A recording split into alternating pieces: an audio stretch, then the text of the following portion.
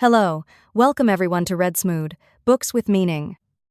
Welcome to the deep dive. Today we're embarking on an exploration of Eva Sankara's debut novel, The Journey We Are. Yeah, her first book, it's available, I think, in paperback, ebook, and also the original Spanish. Exactly. And our mission really is to get under the skin of the core themes, the initial questions that Sankara raises right there in the prologue and those first few chapters we've looked at.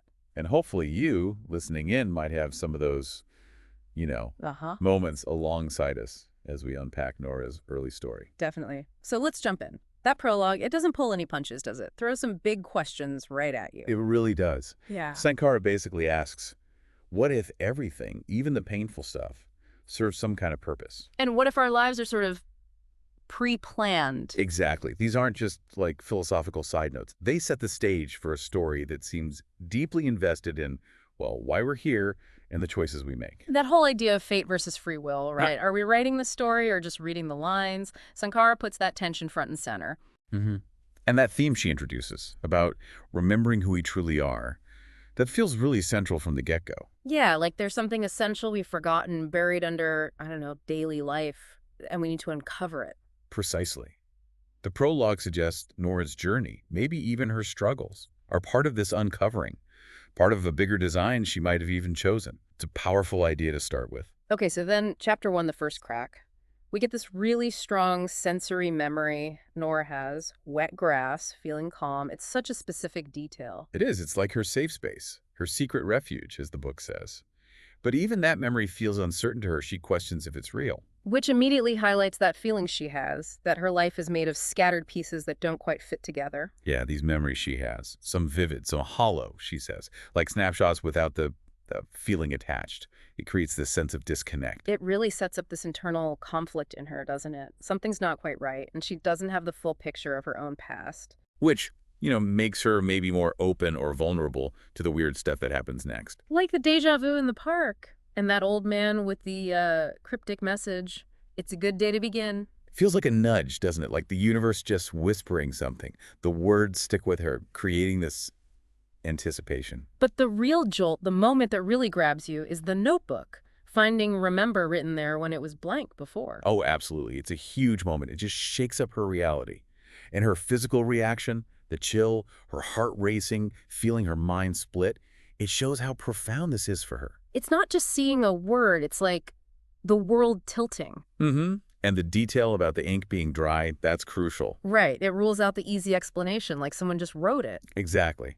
It pushes Nora and us to think bigger beyond the obvious, and everyone else in the class is just carrying on totally oblivious. Which really highlights how isolated she feels in that moment. It's her weird experience. And suddenly, the old man's words about a good day to begin seem connected to this word, remember. Yeah, like maybe these aren't random events after all. Maybe there's a pattern starting to emerge. It sets the stage perfectly for chapter 2, and for Sophia introducing this idea of synchronicity right after this.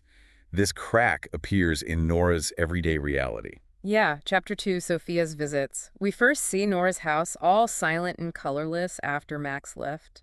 It really paints a picture of her grief. Yeah, Max, who we gather was probably her dog, maybe cat.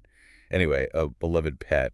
His absence leaves this huge hole, makes her vulnerable, maybe more receptive to Sophia. And Sophia just bursts in, doesn't she? Full of energy, brings donuts, the classic friend move. She's that friend who doesn't let you just wallow, who pushes for a bit of honesty. And Nora admits she's struggling with losing Max. Sophia listens, but then she pivots. She introduces this concept, synchronicity. Right, the idea of thinking of someone and then they text you, or seeing the same number over and over. Or hearing a song everywhere. Things that feel like more than just chance. We've all had moments like that, haven't we? That little, that's weird feeling. Sophia calls it an invisible compass guiding us. That's a nice way to put it. It frames these little coincidences as potentially meaningful, as maybe the universe trying to communicate. And Sophia even asks Nora, did Max come into her life at just the right time, pushing her to see purpose even in the relationship ending? Which ties back beautifully to the prologue's questions about purpose, even in pain. Could losing Max be part of the journey? Nora's skeptical at first, obviously, but you can tell the idea sticks with her. Yeah, because we see her looking it up online later. She finds Carl Jung, meaningful coincidences. Right, giving it a bit more, intellectual weight.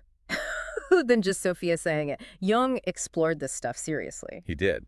He thought these synchronicities might bubble up from some kind of collective unconscious, these deeper connections between us. And the stories Nora reads online about people finding answers in unexpected ways. It plants a seed, right? Could this actually be happening to her? Exactly. Which leads to that big question hanging in the air at the end of the chapter. Is the universe trying to send Nora a message?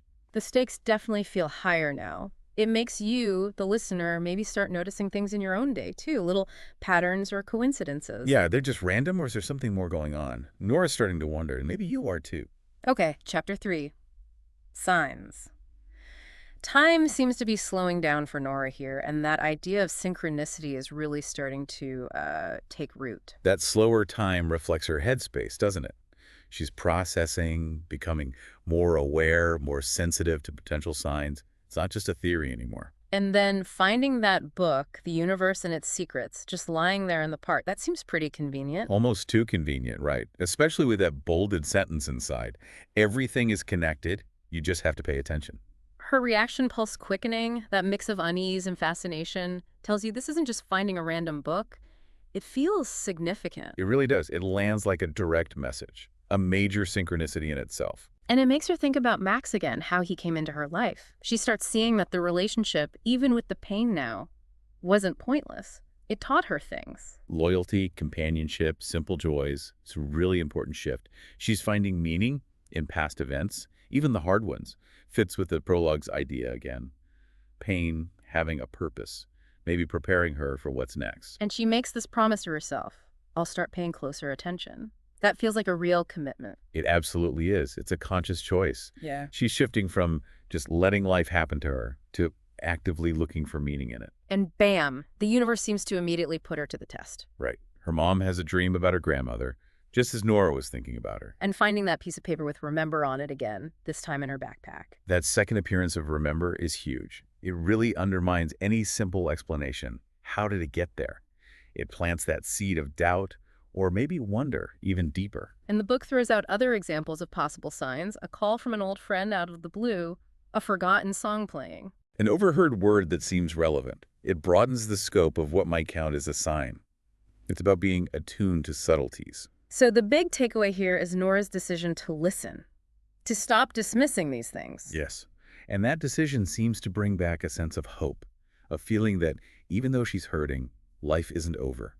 There might still be something more. It's a crucial step for her, moving through the grief by opening up to, well, possibilities. And that rumble of distant thunder at the very end of the chapter, it feels like an answer, almost. Or at least like the universe acknowledging her decision. It adds this touch of drama, of mystery, like, okay, you're listening now. Let's see what happens. Which takes us nicely into Chapter 4, Traces of Time. It starts with another jolt finding Max's collar. Oh, that's tough. So tangible. Her breath hitches. She traces the leather. You feel that pang of loss. Definitely. And immediately the question pops up. Just something she missed cleaning up, or is it another sign? The timing, right after deciding to pay attention, makes you wonder. It frames her grief in this new context of potential meaning. Exactly.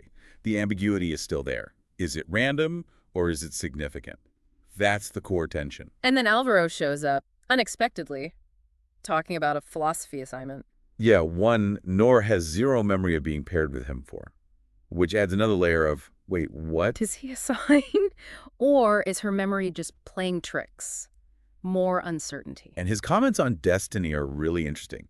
They offer a counterpoint to Sophia's ideas. He says, sometimes I think destiny is just the way we justify what we refuse to accept. Oof. Yeah, and then adds, let's just say I've learned not to believe too much in coincidences. It's a healthy dose of skepticism thrown into the mix. Makes you think maybe we just want to see connections. Maybe we impose meaning. It adds complexity, which is good. It's not all straightforward, follow the signs. Alvaro represents a more critical perspective. But Nora seems to hold on to her intention. She puts Max's collar on her desk. Keeping that reminder close in her active space. And then she writes, pay attention, in her notebook, really cementing that commitment. Those actions feel symbolic. The collar connects past pain to present awareness. The note is her own instruction, her guide forward. She's choosing this path of seeking. So, wrapping up these first few chapters, we've seen Nora's reality get shaken by that word remember. Then Sophia introduces synchronicity as a possible explanation or framework. Which leads Nora to consciously start looking for signs in Chapter 3. And then Chapter 4 brings these traces of time, like the collar and Alvaro, forcing her to constantly question coincidence or connection, meaningful sign or just life happening. It really sets up her journey beautifully. These aren't just random weird events, they're catalysts pushing her to question, to search, to pay attention to her life in a fundamentally different way. It definitely makes you reflect on your own life, doesn't it? Those little moments, those connections. What do you make of them? It's such a universal thing, trying to find meaning, trying to see patterns. Sankara taps right into that. Thinking about Nora's experiences might make you look at your own coincidences a bit differently. So maybe the final thought to leave you with is this. What do you think about these early signs Nora's getting and her decision to really pay attention? Where might that lead her? Yeah, what could she discover if she stays open to these possibilities? It definitely leaves you wanting to know what happens next. Here, books are presented calmly, so you can discover what they're about, what emotions run through them, and why you might fall in love with reading them. Sometimes they're signed with a real name, other times under a pseudonym always written from the soul. If you're a writer and would like us to talk about your book, write to me at the email you'll find in the description. And if you want to keep discovering new books that deserve to be read, subscribe to the channel. At Readsmood, we give voice to stories that transform.